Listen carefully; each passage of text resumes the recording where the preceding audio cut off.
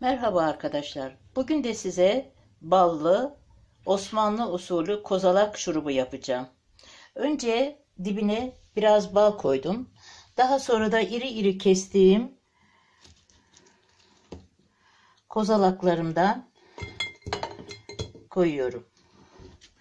Bir sıra kozalak, bir sıra da bal dolduracağım.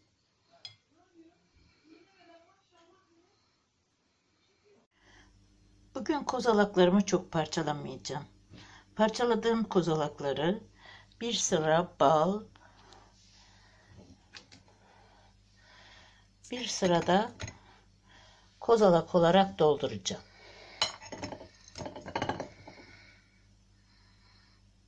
Bir sıra bal, bir sırada kozalakları güzelce döşedim. Sonra ağzını bir tülbentle kapatacağım. 4 gün boyu sallayacağım.